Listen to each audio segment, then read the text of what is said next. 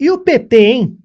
Pois é, Rui Costa, atual ministro da Casa Civil e ex-governador da Bahia, está articulando a nomeação de sua esposa para uma vaga no Tribunal de Contas dos municípios da Bahia. Bora entender um pouco mais sobre essa situação?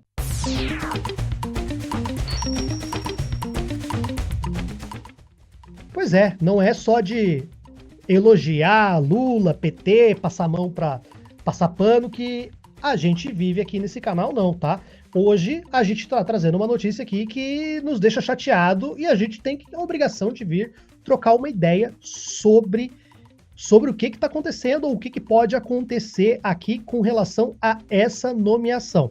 Antes, deixa eu trazer um vídeo que vai explicar um pouco melhor essa situação que nós vamos abordar agora. Boa tarde, Diego. Boa tarde a todos que nos assistem no Band News TV. Justamente, a ex-primeira-dama do estado da Bahia, Aline Peixoto, é cotada para o preenchimento de uma vaga de conselheiro do Tribunal de Contas dos municípios. Essa articulação acontece em meio ao Carnaval. A Assembleia Legislativa voltou aos trabalhos na semana passada e esse assunto tem desdobrado os bastidores da política aqui no estado da Bahia. Outros nomes concorrem, além da Aline Peixoto, do ex-deputado Marcelo Nilo, do Republicanos, também do deputado estadual Fabrício Falcão, que é do PCdoB, e do ex-deputado estadual Tom Araújo. A Aline desponta pela força do seu marido, que hoje é ministro da Casa Civil, e também por contar com o apoio do líder do governo aqui na Assembleia Legislativa da Bahia, o Rosenberg Pinto. Havia uma possibilidade, a gente está aguardando se até o final da tarde isso vai ocorrer, de uma reunião dela, da Aline Peixoto, com a bancada da base do governo aqui na Assembleia.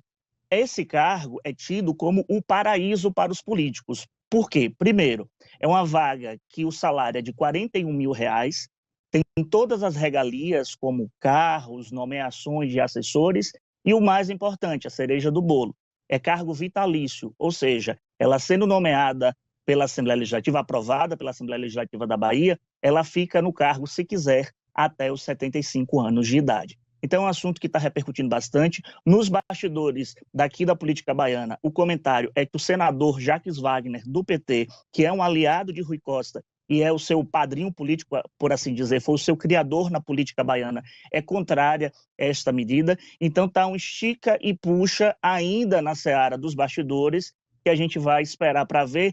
Há uma possibilidade dessa eleição ocorrer no próximo dia 14, ou seja, terça-feira da semana que vem, na boca do Carnaval. Pois é, a gente viu aí que o próprio PT, outros senadores do PT, estão incomodados com essa notícia. E aqui nós temos a Folha de São Paulo também fazendo alusão a isso aí. Rui Costa tenta emplacar a esposa enfermeira em Tribunal de Contas na Bahia. E aqui a gente tem que voltar ao que nós falamos da Jana sobre a questão das manchetes, né? Estão trazendo a esposa.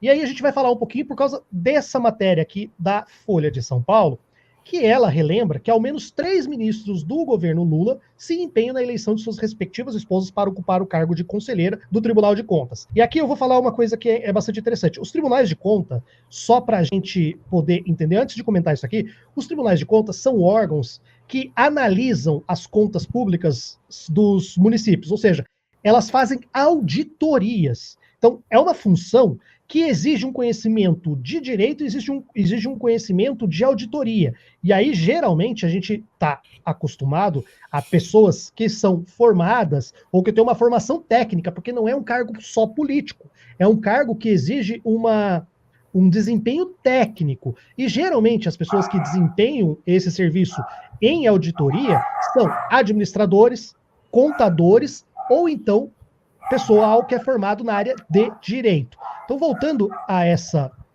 notícia da Folha de São Paulo, aqui menciona que Renata Calheiros, mulher do ministro de Transporte Renan Filho, do MDB, não é do PT, aqui é do MDB, foi eleita em dezembro para nova conselheira do Tribunal de Contas. A Renata Calheiros, ao que me consta, se vocês quiserem dar uma procuradinha depois, ela é graduada em administração de empresas, ela foi coordenadora e esteve na frente de diversos projetos públicos, desde prefeitura até dentro do governo estadual, então é uma pessoa que acumula um conhecimento político, mas também técnico para exercer esse cargo. A gente pode depois falar o quão ético ou não ético é você indicar parentes para esses tipos de cargo, tá? Quem escolhe são os deputados estaduais, que têm a prerrogativa de aprovar ou não essa indicação do nome. Então é mais ou menos parecido com o que acontece no STF, em que o presidente indica, mas depois você tem a escolha, a aprovação ou não, é dos deputados estaduais. Há 2 semanas, a deputada federal Rejane Dias, mulher do ministro de Desenvolvimento Social Wellington Dias,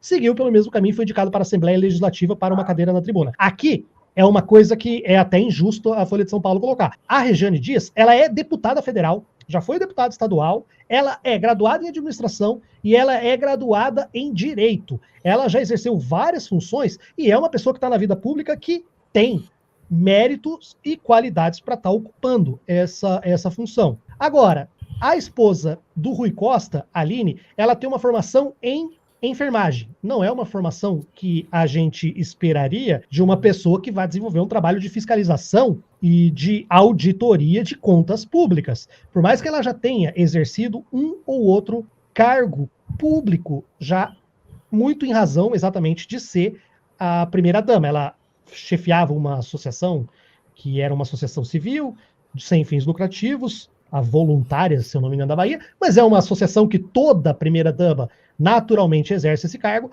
E, em defesa do nome dela, nós temos aqui uma notícia desse Política Livre, de Raul Monteiro, em que o líder do governo da Assembleia, que é o deputado estadual do PT, Rosenberg Pinto, ele afirma que não há nenhuma imoralidade ou falta de mérito na indicação da Aline, que será candidata da base do governo à vaga no Tribunal de Contas. Trata-se de uma pessoa qualificada que foi gestora de hospital, coordenadora de despesa, assumiu as voluntárias sociais e por onde passou teve reconhecimento das pessoas por ser proba, honesta e dedicada. É o que importa. Olha, não é só o que importa. Na minha opinião, eu acho que assim, ser honesto, probo, é requisito básico para qualquer função pública. Agora, como eu disse, esse voluntárias, ela assumiu por ser primeira-dama, e ela ter sido diretora de um hospital e ordenadora de despesa, a gente não conseguiu essa informação de qual hospital teria sido, mas como ela foi ordenadora de despesa pública, a gente tem a ideia de que ela, mesmo sendo enfermeira, assumiu a gerência de um hospital público, que provavelmente foi uma indicação política.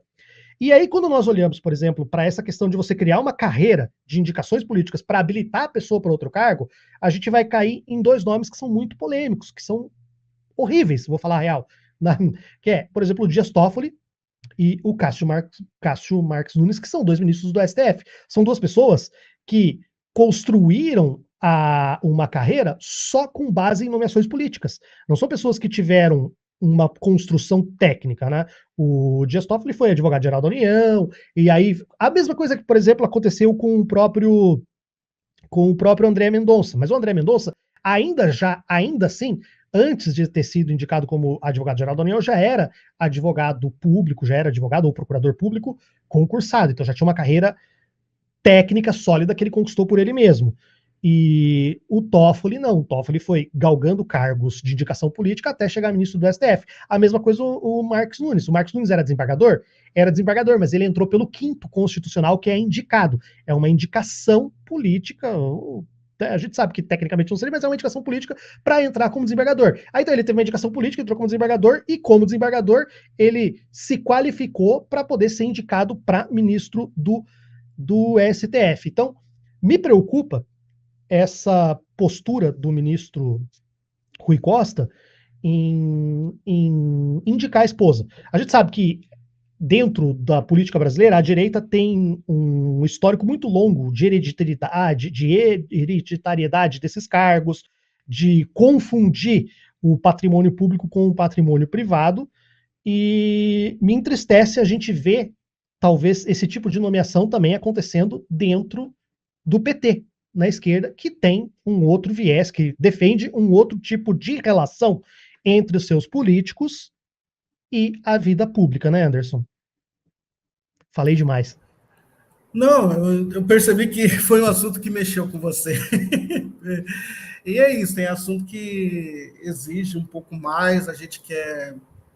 Eu estava lendo aqui, uma questão do Tribunal de Contas é o seguinte, se você me permite, eu peguei uma página aqui, chama Direção de Concursos, Requisitos para o Concurso de TCU, né? Então, pode ser qualquer pessoa que pode fazer o concurso, pode ser advogado, publicitário, tem que ter curso superior. Ela não vou desqualificá-la, muito pelo contrário, eu volto na nossa convidada, que é a Jana, um absurdo. Primeiro veio o Rui Costa e quase não fala o nome dela, né? Deveria vir o nome dela na matéria, né? E a partir daí começar a gente falar aqui a Aline, que é enfermeira, que sempre teve honrarias, está concorrendo a um cargo no Tribunal de Contas da União e é esposa do Rui Costa. Não, primeiro vem Rui Costa e Poça. Pois é, mas é que nesse caso, Anderson, não, mas eu entendi. diferente, por exemplo, da Carol, o que habilitou ela para ocupar um cargo no BNDES é sua carreira, seus conhecimentos, sua formação. Mas mesmo né? assim... E aqui parece que o que habilitou ela é o fato dela ser esposa do Rui Costa. Não, né? Pode ser que eu esteja completamente errado. Eu compreendo isso, mas acho que os cuidados dá para fazer a mesma coisa, mas a gente está falando, no final das contas, é dela também, né? Porque ela tem um cargo, e aí o Rui Costa está no meio disso. O Rui Costa falou, em alguns lugares, que ele não, isso é uma questão técnica. Mas a questão que está aqui, para mim, mais sério do que... A gente vai falar de apadrinhamento, de nepotismo dentro do país.